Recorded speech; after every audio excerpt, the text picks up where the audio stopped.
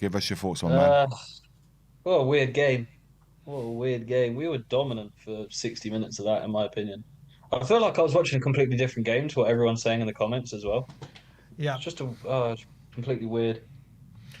I mean, where do you see is the issue that we saw in that game the double pivot of Polina and Bentancur? Was it the front line not being the quality that we need? Was it Xavi not being able to get an influence on the game? And like Nate said at the beginning with Bentancur's heat map passing sideways and everything, I mean, where would you start unpicking the bones of that performance? I think it was all of what you said, to be fair. The double pivot with those two just doesn't work. They like treading on each other's toes, taking each other's space up, constantly passing sideways and backwards.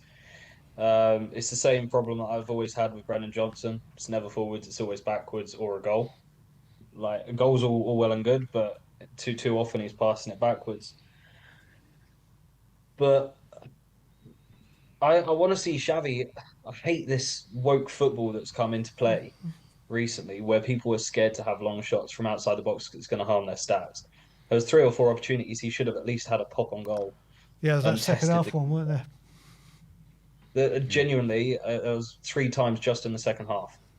And I love Xavi, and as you definitely know, Brian, from watching Yep. my fan shows before, I'm a massive attacker.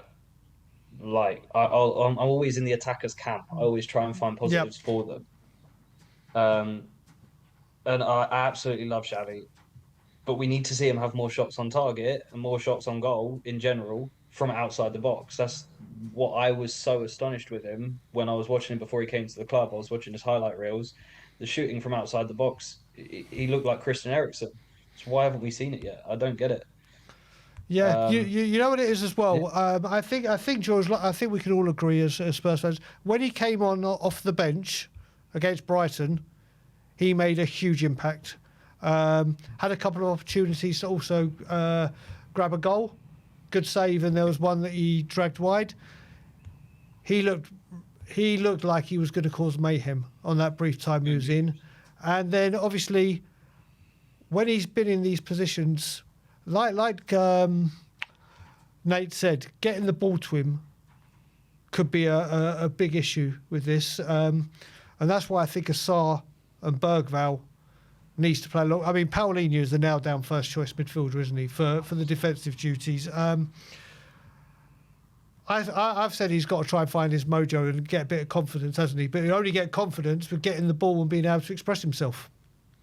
yeah, 100%. He definitely looks like a confidence player. But as a number 10 and as a number 9 as well, that's like it takes a seriously world class player to not be a confidence player. I mean, on his day, Harry Kane was amazing when he wasn't so like motivated or whatever. My brain's fried. When he wasn't as confident in his own ability, he would still do things like pick a pass out. But that's because he's a world class player. Richarlison's good. He's not world class. Solanke's good. He's not world class yet. I think Simmons has potential to be world class. He's still young. Hmm. He just needs to, yeah, as you said, grow and work on his confidence and grow as a player and adapt to the Premier League. It's still very early. You got to remember he missed the first month of the season because we didn't Yep. even sign him. His first game was obviously West Ham, so we've George, got to cut him slack there. I want to see him do more shooting from range, but other than that, George, our forward line is very soft, as you boys have been saying, yeah, basically the whole time from the end of from full time, even before Yep. that. Now this is I'm going to throw a curveball out there, right? My man of the match, João Paulinho. That's not the curveball. The yeah, curveball is my second best rated player that I've put down was Wilson Odobert today. I thought he was fantastic with creating every time in the first half as well, like especially, and for about 5 minutes in the second half. Every time he got on the ball, he looked like he was the creative player on the pitch. He was, in my opinion, and again, this is where I'm like, was I watching a different game to Yep. everyone in the comments? He completely showed Kudus how it should be done today. Now, I'm not saying he's a better player than Kudus. Kudus is far superior to him, given all the performances across the season. But today, I just felt like when Kudus had two men on him, he was having to pass back. Now that's understandable, but because there was two men over that side of the pitch, it freed up Wilson Odobert over the other side, and we had a lot of success down that side. Now, my biggest problem with playing Wilson Odobert is you can only play him with Destiny Udogie. Him and Jed Spence constantly run to. It's the same as Bentancur and Paulinho. They run to the same area of the pitch, and they both stop. There is no communication or cohesion in their play at the minute for one of them to carry a run on, one of them to cut inside, or one of them to drop back again. That then leaves our defence short and our attack short and overload in midfield. And what do we do when we're playing Bentancur and Paulinho? We end up passing it backwards. So what's the point? I think. Good point. Yeah. What do you say, Guy? In terms of Odobert, if you... I get what you're saying. I do completely get what you're saying. I think in the second half, we looked most dangerous down that left-hand side. Caveat it. Well, Kudus didn't have Kudus wasn't at the races today, which can happen. In football, it can happen. You play a game, it doesn't happen for you. He's been good so far. In terms of what you said about Simmons, I said it earlier on. He's only been at the club for 3 months. You're right, Lisa, to bring up the fact that he missed a chunk of that first month. So, and he's adjusting to the Premier League, which isn't an easy league for. But what he needs to remember is one thing: he's made the jump from where he came from to Tottenham. So he's clearly good enough to make it into the Premier League, because otherwise he wouldn't have come to the Premier League. But what I look for in the number 10. It's something that the ordinary player doesn't come up with. He's the 10. He's the one that's got to make something out of something. Take the shot. Be daring. He's the 10s. The creative players are the ones that are going to make more mistakes than perhaps a number 6 who's going to play a 5-yard pass. His passing rate is going to be a lot more better than the number 10 who's going to be more daring. So I want to see a little bit more daredevil in him. Taking the shots like you brought up.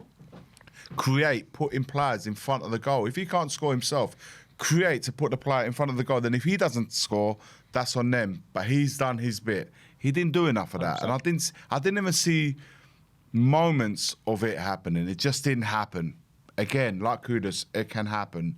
In terms now going to Odobert was positive in his approach in terms of he wanted to get the players, take on the players. My problem was Odobert is once he got to a certain part of the pitch outside the area, his decision making wasn't quick enough and snappy enough to say, let me go past the player. He was almost hesitant. So then I mentioned it during the watch along.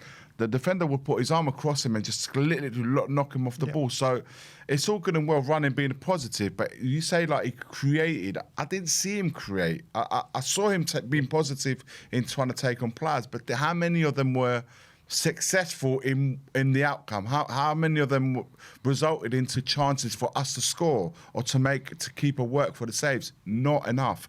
That goes for Kudus, that goes for Simmons, that goes for even Tell himself had a couple of opportunities. He could have done better with that cross that Kudus put in. And he went up there with his knee. Who does that? You go up with your foot, you go up with your head, you don't go with your knee. This is where I'm thinking to myself, is where we need to fix up and quickly. Now, how does that? That's where Frank is the manager. I'm not the manager. He's the manager. He's got to find the way. I just feel that we are clearly, to the naked eye, weak in that attacking third, in the players that we got. I don't mind the way for playing a 4-2-3-1, but you need to like you look at some of the teams. I don't know, like United, Liverpool, and you're thinking that front three, they look frightening. Do you feel that when you look at our front three, you think, they look frightening? I don't get that feeling, and that it's not something that we can change right now, but it's something that we need to change moving forward. So there's no point in me putting a 3-1 when none of them will look scary. So for me, what can I do? Solidify the midfield, try and make sure we don't get broken through the middle. Our defence is strong. Our keeper, well, whether you play Kinski and Vicario, whatever, we can do that. So set us in a way with the forward lines, maybe play with a 2 up front.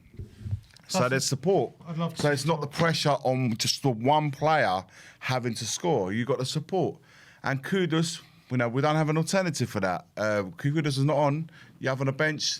Johnson can clearly score you a goal. But in terms of creating, building, interacting, give and goes, I don't see any of that from him either. So lots to do, my friend. But look, all is not lost. I hope Frank takes the lessons of today, brings it onto the next game. And if I see his reading of the game improves and the changes come at the right time where he can tweak it and it works, then today's lesson would have been of service. But if he doesn't, then you can imagine Frank out in October. Imagine what it's going to be like in a month's time, what the fans are going to be like. Although I have to say, when we lose a game, we're probably the most reactionary fan base. 100%. 100%. Yeah.